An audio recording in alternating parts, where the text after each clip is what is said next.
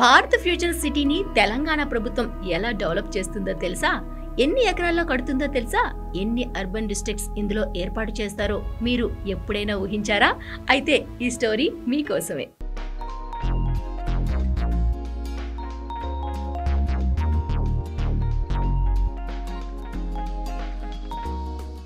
$13,500 ఎకరాల్లో భవిష్య నగరం, 9 లక్షల జనాభాకు ఆవాసం, 6 అర్బన్ జిల్లాలుగా ఏర్పాటు.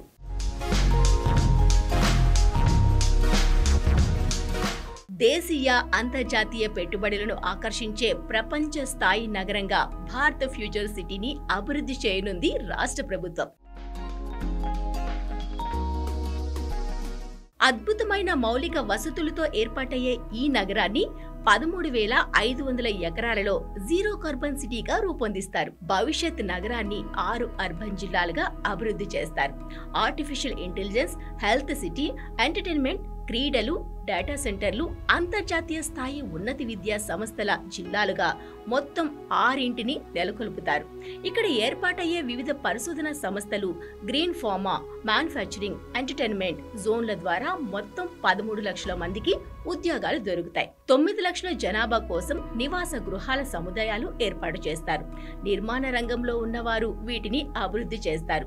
మరో నెల రోజుల్లో యంగ్ ఇండియా స్కిల్ యూనివర్సిటీ కార్యక్రమాలు ప్రారంభమవుతాయి. డేటా సెంటర్ల కోసం 400 ఎకరాలు కేటాయిస్తున్నారు. వచ్చే ఫిబ్రవరి చివరిలో ఇక్కడ నిర్మాణాలు మొదలవుతాయి. ఎంటర్టైన్మెంట్ జోన్లలో అంతర్జాతీయ ప్రమాణాలతో కూడిన కన్వెన్షన్ సెంటర్లు ఏర్పాటు చేస్తారు. అడ్వెంచర్ కేంద్రాలు, స్టార్ హోటళ్లు నిర్మిస్తారు.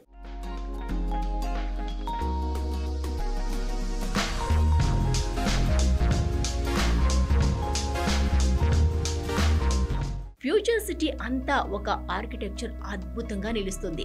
భవిష్యత్ అవసరాలకు సరిపోయే అత్యాధునిక రవాణా వ్యవస్థను ఏర్పాటు చేస్తారు. అర్బన్ ఫారెస్ట్ తో అంతా పచ్చదనం పరుచుకొని కనిపిస్తుంది. వంతార వన్యప్రాణుల సంరక్షణ కేంద్రాన్ని ఏర్పాటు చేయడానికి రిలయన్స్ ఫౌండేషన్ ఒప్పందం కూడా కుదుర్చుకుంది.